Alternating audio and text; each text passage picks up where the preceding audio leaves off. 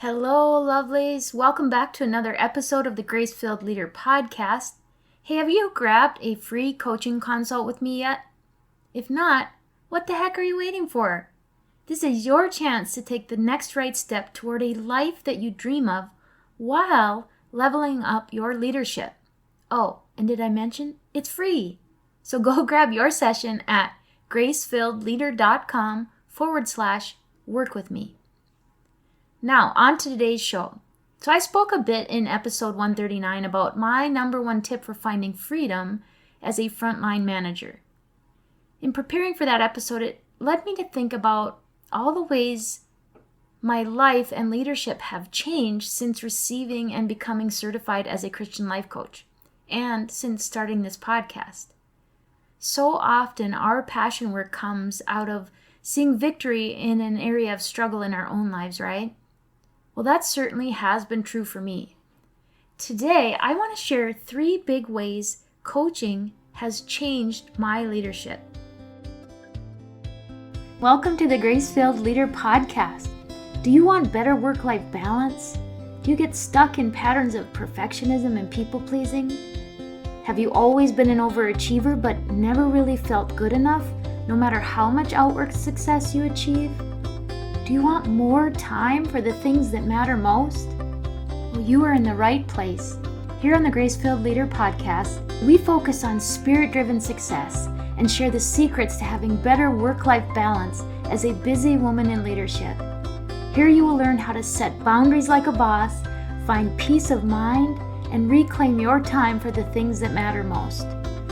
Hi, I'm Tanya, a wife, mom, leader, and certified Christian life coach.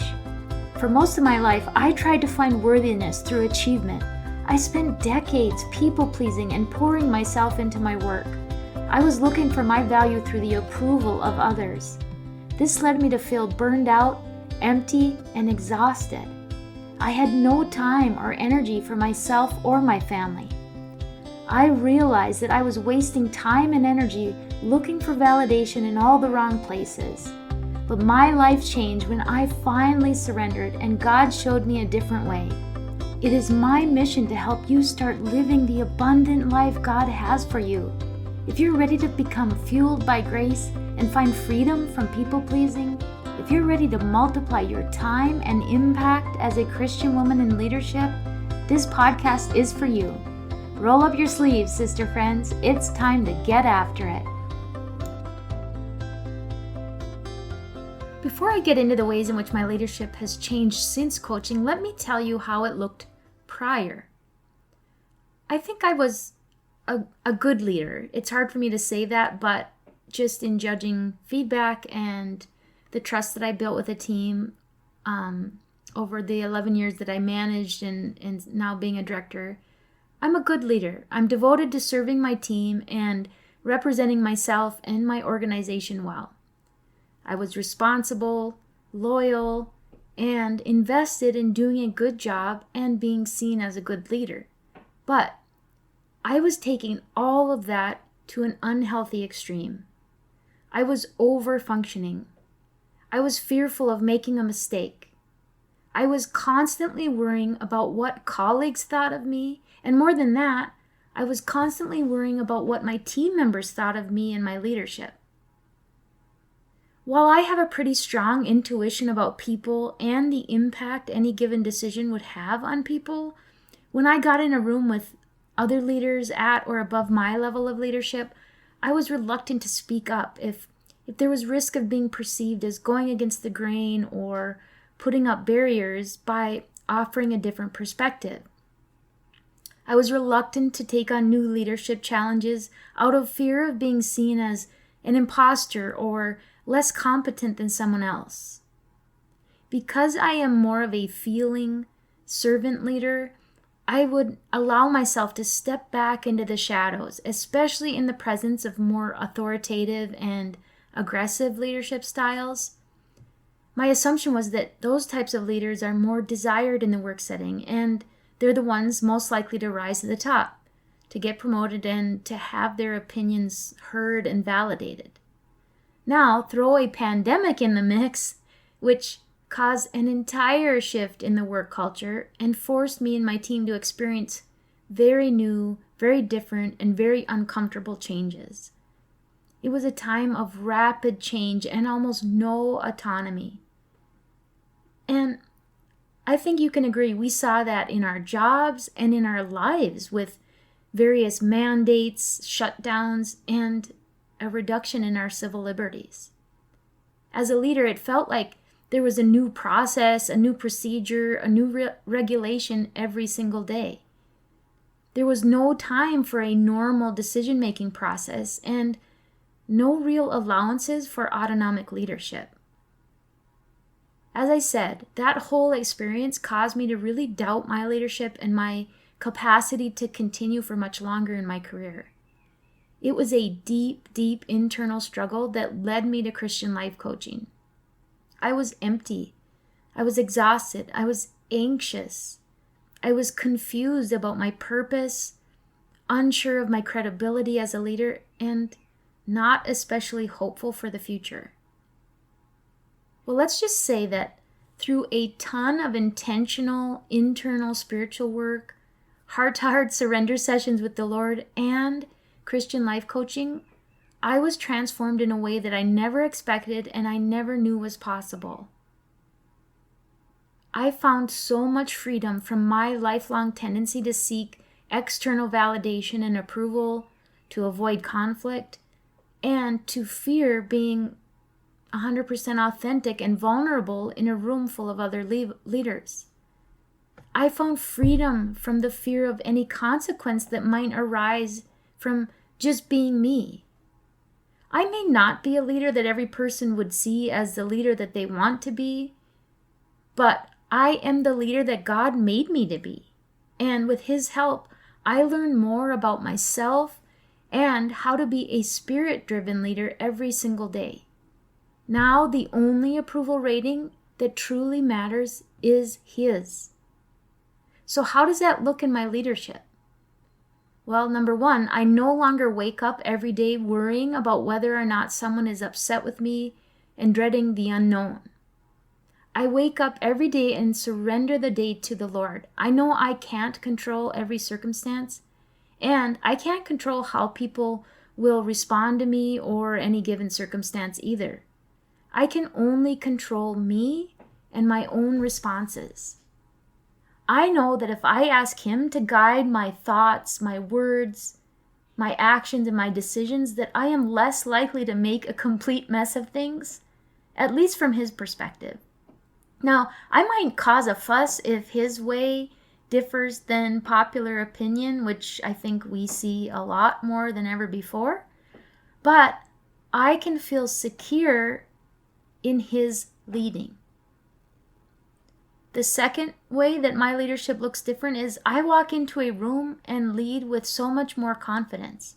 It isn't, or at least I hope it isn't, an arrogance type of confidence that suggests that I have done anything to bring about this new confidence.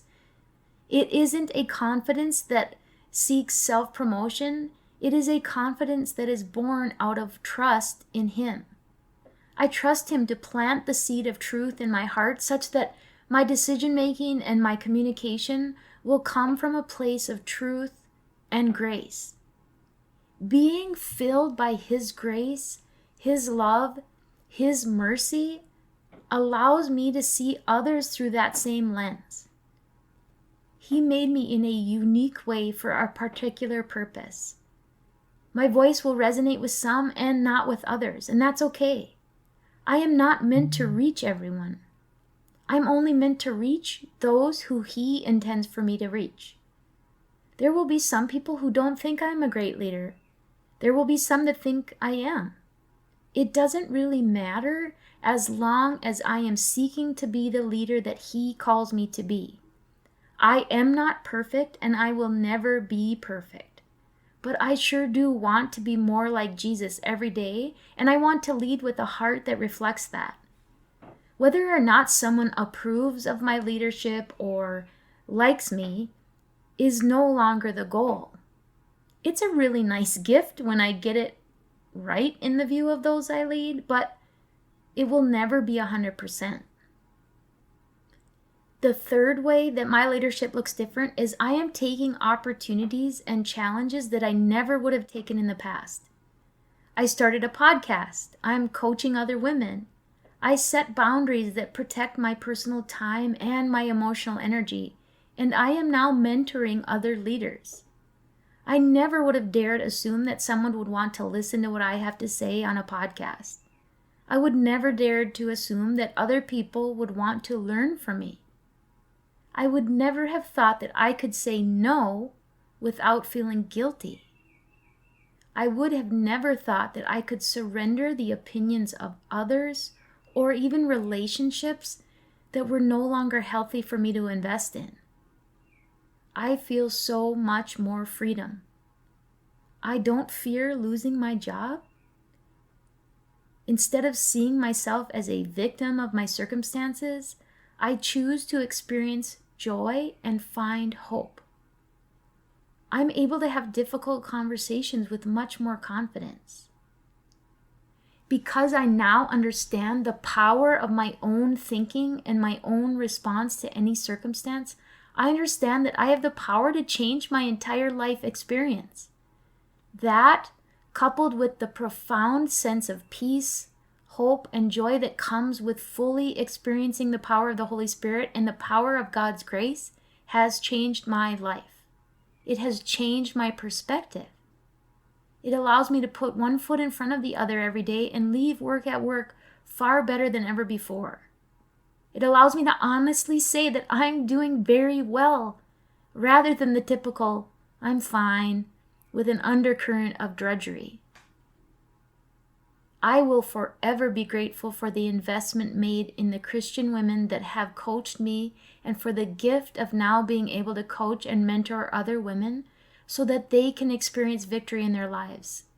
There is so much power in relationship and in sharing openly and vulnerably with another human being that sees you, that sees your heart, and that sees the person God created you to be. That's what I have to say about that today, my friends. And as always, I pray that the Lord fills you with gratitude, peace, and His amazing grace. I pray this episode blessed you, spoke to you, or encouraged you in some way. If so, please share it with a friend and head on over to Apple Podcasts to leave me a review. That's the only way for me to know if you're enjoying the show. Nothing blesses me more than to hear from you. Also, come on over to our free Facebook community. This is a great place for us to support one another on our faith and leadership journeys. You can find the link to the group in the show notes or go to gracefilledleader.com/community. If you have questions or content ideas for the show, please send me a message on SpeakPipe or via email. Go to gracefilledleader.com/contact and leave a written or voice recorded message. I would love to know how I can best serve you on the podcast. Now to Him who can do immeasurably more than we can ask or imagine, according to His power that is at work within us. Ephesians 3, verse 20. Until next time, my friends, God bless.